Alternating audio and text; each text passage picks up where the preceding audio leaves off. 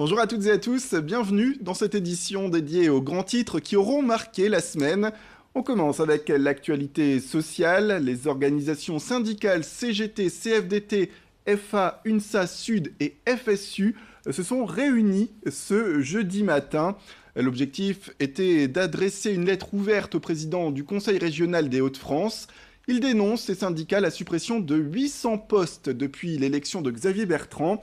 Ils reviennent aussi sur la précarisation, selon eux, des contrats de travail, un problème qui entraînerait une baisse de la qualité du service public et des effets collatéraux comme l'augmentation des arrêts maladie ou encore des démissions. Suite à cette lettre, le président de région les renvoie vers la vice-présidente au personnel, Brigitte Fourré. Il leur propose également une entrevue prévue fin mars, mais cette date est trop tardive pour les 6 syndicats mobilisés. Tous ont décidé ainsi de boycotter les prochaines réunions techniques. Pour eux, elles restent inefficaces sans une prise en compte de leurs revendications et propositions. On les écoute. Le dialogue social, il est vide de sens en fait pour Xavier Bertrand. C'est-à-dire que dès qu'on l'a rencontré le 9 février, il a dit « Moi je discute avec les agents, personne ne m'interdira de discuter avec les agents et vous avez Brigitte Fourré pour discuter avec vous ». Ce qui fait que la dernière réunion technique avec Madame Fourré, on a passé 5 heures à discuter, à essayer de proposer des choses sur différentes directions. Et la seule chose qu'on ait pu obtenir, c'est le changement d'une direction parce que l'acronyme de cette direction donner DPQ plutôt que DQP. Donc voilà au bout de 5 heures, alors qu'on demandait des créations de postes, alors qu'on faisait des propositions de réorganisation, voilà la seule chose que Madame Fourré soit autorisée à nous concéder. En image également, cette manifestation des stylos rouges organisée mercredi dernier. Ils étaient une douzaine devant la gare Lille-Flandre. Ils disent représenter l'ensemble des personnels de l'éducation nationale, que ce soit les professeurs ou encadrants, tous ceux ayant un lien en réalité avec la scolarité des enfants.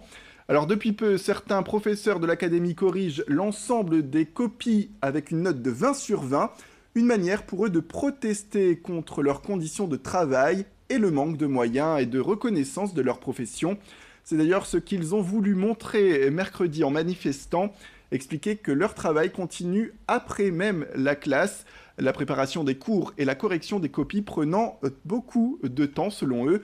Mais c'est un travail, disent-ils, invisible. Explication sur ce mouvement avec cette interview menée par Lucilberte Constant. L'idée de l'action, c'est plutôt de sensibiliser les passants à notre action et à l'état de délabrement dans lequel est l'éducation nationale. Mais aujourd'hui, c'est plutôt de la sensibilisation et rendre visible notre travail. Aujourd'hui, l'action à la gare, c'est de montrer le travail invisible, et notamment tout ce qui est correction et préparation, qui est une partie de notre travail qui est aussi importante en fait que la partie présentielle devant les élèves. Faire de la correction de copies, s'asseoir avec des affiches, montrer que les profs, les instits, le mercredi, le samedi, le dimanche, ils travaillent, hors des heures de classe, ils travaillent aussi. Pour un prof du secondaire, en moyenne, c'est 41 heures. Pour un prof du primaire, c'est 44 heures par semaine. Et pour un jeune enseignant, ce qui est mon cas aussi, on est plutôt autour de 45-50 heures de travail par semaine. Avec le mouvement des Gilets jaunes, on vous parle de l'organisation du grand débat national. Un programme qui comporte 4 grands thèmes. Il y a la transition écologique, mais également la fiscalité et les dépenses publiques, la démocratie et la citoyenneté, sans oublier l'organisation de l'État et des services publics. Pour l'association des maires du Nord et son président Nicolas Lebas, qui est également maire de Fâche-Tuménil, cette initiative est la preuve que le gouvernement veut, je cite, redonner une grande légitimité aux maires après avoir boudé leur congrès cette année. Pour l'association, les maires ne doivent pourtant pas s'engager directement pour qu'il n'y ait pas de confusion entre le débat national et les enjeux locaux. De nombreux élus délèguent donc l'animation des débats à des personnes neutres ou extérieures. Explication avec cette interview. Chaque maire se détermine en fonction de la situation et avec, au fond, un enthousiasme mesuré de leur part, car ils sont très attachés à ce qu'on ne confonde pas le grand débat national et puis les enjeux locaux qui s'approchent dans le débat public aussi avec les élections municipales. Un sujet de frilosité chez nos collègues qui ne souhaitent évidemment pas qu'à l'occasion de ce grand débat, on aborde des questions qui soient plus des questions d'intérêt local et municipal. Il y a bien 4 thématiques telles qu'elles ont été définies dans la lettre du président de la République et le grand débat a vocation à se tenir sur ces questions. Cette semaine, on vous présentait également une formation rapide destinée aux demandeurs d'emploi ou allocataires du RSA. Pour pallier les difficultés de recrutement dans le secteur de la boucherie-charcuterie, la Chambre des métiers, de l'artisanat et le Conseil régional avaient testé le dispositif en 2017. Les résultats jugés satisfaisants et les besoins de main-d'œuvre avec 400 postes à pourvoir dans la région ont poussé les acteurs locaux à développer plus largement cette formation rapide, le tout en 7 semaines. Les apprentis découvrent donc les bases du métier, tant sur le plan de la production que de la commercialisation. Les différents modules ont été pensés pour rendre le futur boucher opérationnel le plus rapidement possible. Explication complémentaire avec Jean-Claude Picavé, c'est le responsable de la formation. Il était au micro d'Idil Gunaï. Ils suivent une formation, un pré-module, si vous voulez, ici, de 70 heures, de 2 semaines. Donc on les accommode, on leur explique le métier, on les forme aux gestes de base donc, du métier de boucher. Ensuite, ils s'en vont dans des entreprises pour répondre à un premier module qui s'appelle le désossage, c'est-à-dire le désossage de toutes les espèces donc, de viande que l'on peut trouver en boucherie. Ils reviennent au CFA, on fait la remédiation, on fait le point un peu de tout ce qu'ils ont vécu pendant les 6-7 semaines, ça dépend les modules, donc en entreprise.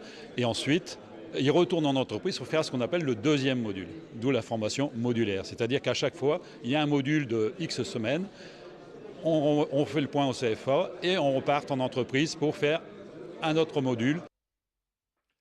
On termine avec la culture et ce plan intitulé « Culture près de chez vous ». Ça se passe à Boulogne-sur-Mer.